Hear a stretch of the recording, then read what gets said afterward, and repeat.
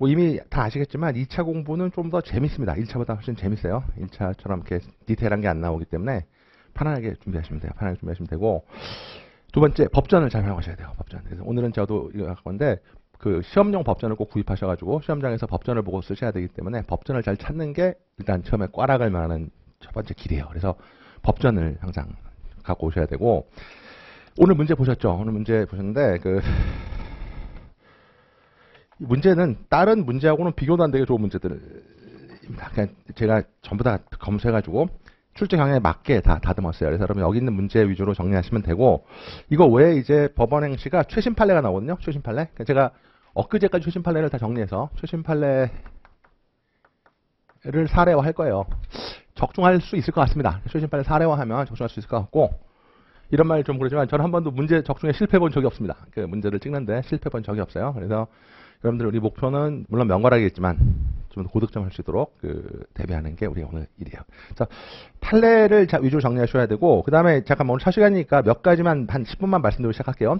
2023년에 형소법 시험이 형소법 2차가 헬이었어요. 엄청 어려웠어요. 작년에 시험이 어려웠죠. 보신 분들 있겠지만, 그 다양한 건 뭐지? 항상 한 번 어려우면 그 다음에는 쉽게 냅니다. 얘들의 특성은 그래요. 한 번 어려웠다 쉽다 이렇게 반복하기 때문에 올해는 좀 쉬울 겁니다. 그러니까 쉬울 거니까 쉬울수록 잘 대비를 해야 돼요. 쉬울수록 점수 잘 안 나거든요. 이건 여담인데 올해 이제 법무사 시험 2차가 제가 지난 때 강의했었는데 거짓말 안 하고 제가 지금 다 나왔어요. 그 합격 후기도 있던데 보니까 후기도 있던데 다 나왔는데 문제는 뭐지? 그러니까 점수가 안 좋아요. 그러니까 찍은 게 나오면 오히려 점수가 안 나오고, 내가 생각해보니까 쉬운 게 나올수록 점수는 안 나오는 거야. 그러니까 쉬운 게 나올수록 더 잘 써야 돼요. 근데 우리가 어떻게 하냐면 찍거나 쉬운 게 나오면 이제 방심을 해요. 오, 찍었다 그래가지고 답안지를 정교하게 다듬지 않으려고, 그러니까 아는 걸 막 쓰려고 한단 말이에요. 항상 시험장에서는 차분하게 아는 게 나오든 모르는 게 나오든 잘 생각해가지고 할 수 있는 건 다 동원해 써야 돼요. 근데 우리가 이제 쉬운 게 나올수록 그 함정에 빠지게 되는 거죠. 그러니까 올해 문제는 쉽게 나올 거니까 우리가 마음가짐은 쉽게 나올 때 빠진 쟁점이 없는지 이거를 좀 집중해서 대비하시는 게 올해 문제 포인트예요. 그러니까 항상 먼저 문제를 읽고 한 5분 정도 초안을 다듬고 시작하셔야 되는, 그냥 쓰기 시작하시면 안 돼요. 한 2, 3분 정도라도 잘 생각해서 틀을 잡고 혹시 빠진 쟁점이 뭐냐를 메모해 가면서 빠짐없이 쓰셔야 쉽게 나올 때 고득점할 수 있습니다. 그래서 올해 이제 쉽게 나오겠지만 그걸 대비하라라는 게 이제 첫 번째 우리의 과제고, 두 번째 법전을 활용할 필요가 있어요. 법전을 해서 법전을 정확하게 인용하면 점수가 잘 나옵니다. 우리 실무시험이기 때문에 어쨌든 행정고 실무시험이니까 법전을 정확하게 인용하시는 게 중요하십니다. 이제 같이 문제 보면서 연습해 보실 거고, 마지막으로 이건 정말 제가 꼭 드리고 싶은 말씀인데, 저도 이제 2차 시험 많이 받고 떨어졌습니다만 절대로 답안지에 노장티를 내면 안 됩니다. 이 채점자들은 항상 겸손한 걸 좋아해요. 그러니까 이 노장 수업이 떨어지는 이유는 실력이 없어서가 아니에요. 답안지에 약간 사람한테 저항감을 주는 표현이 있어요. 저도 이제 채점하다 보면 느끼는데, 여러분 채점해서 이제 그걸 지적해 드리겠지만 이상하게 거슬려 읽다 보면 건방진데 이런 표현이 느껴질 때가 있어요. 특히 이제 아는 게 낫을 때 이런 표현이 나오는데, 그럴수록 겸손하게 써야 됩니다. 그래서 항상 인용할 때 뭐 판례의 태도라고 한다 이런 식으로 인용한다든가, 그러니까 자기 생각 쓰지 말라고요. 나는 그렇게 생각한다가 아니라 논거는 이렇게 지적할 수 있을 것 같다. 왜? 판례가 그렇기 때문이다. 이런 식으로 항상 판례에 떠넘기는 이런 겸손한 태도를 보이는 게 굉장히 좋습니다. 알겠습니까? 그런 점을 기억하시고, 자, 오늘 문제 봅시다. 오늘 문제 보시면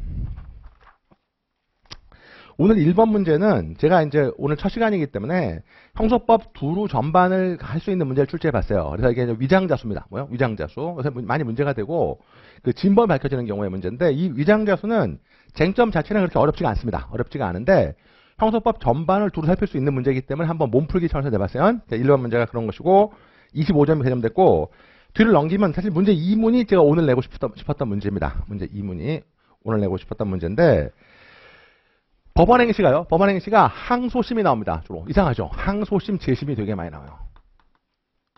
이유는 모르겠는데 2심이죠. 2심하고 그러니까 앞에는 안 나오고 항소심, 재심이 많이 나옵니다. 되겠습니까? 앞에까지 나와봤자 공판 정도까지 나와요. 근데 여러분들이 이제 형소법 사례 공부한다 그러면 자꾸 경찰이나 검찰 사례집을 공부하니까 수사 쪽 사례를 많이 공부한다고. 근데 수사 사례는 거의 출제가 안 돼요. 거의 법원행시니까 수사 쪽 사례는 거의 출제가 안 되는데, 출제될 것만 되는데 이상하게 수사 쪽 사례를 너무 많이 공부한단 말이에요.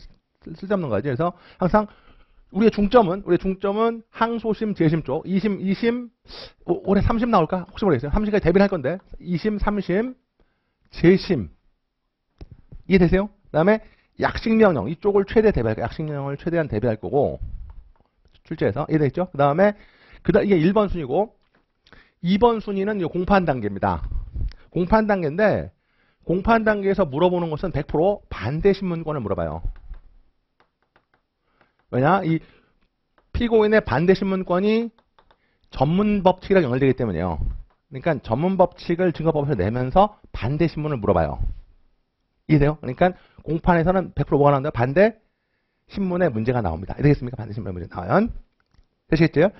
그런데 수사 쪽은 사실은 거의 출제가 안 되는데 여러분들이 이상하게 공부를 수사 쪽에 영장주의 쪽에서 이제 공부를 많이 하신단 말이에요. 근데 이거는 사실은 등급을 치면 3등급 정도 되죠. 최소한의 대비만 해두면 돼요. 나올 수 있는 거. 이제 내일도 그 문제 나올 텐데. 그래서 1번, 2번, 2번. 이 순서로 이제 보시면 될 것 같고, 순위가.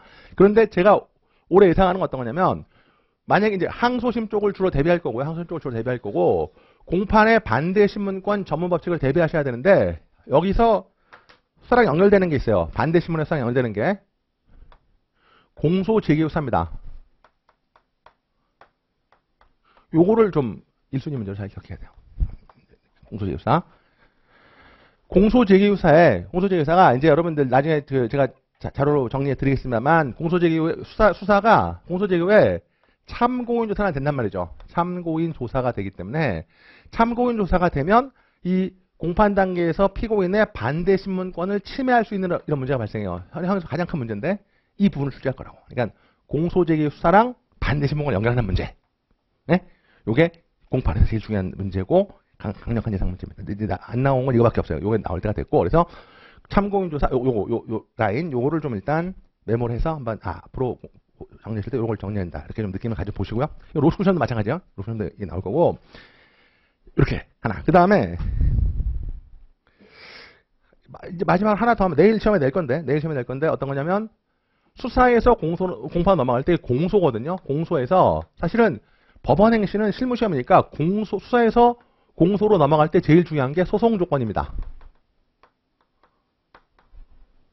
여러분들 법학 잘 아시니까 민소도 마찬가지고 수사에서 공소로 넘어갈 때 소송 조건이 중요하다고요. 민소도 소송 조건이 중요하듯이 소송 요건이 되게 중요하다고요.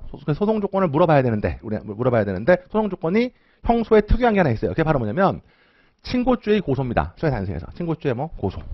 그래서 친고죄의 고소를 소송 조건이랑 연결하는 문제를 낸다고요. 이해되시죠? 친고죄의 고소를 소송 조건이랑 연결하는 문제를 낸다고. 이해되죠? 근데 요새 이 친고죄의 고소가 약발이 다 빠졌기 때문에 100% 판례도 하나 나왔고 반의사 불벌죄.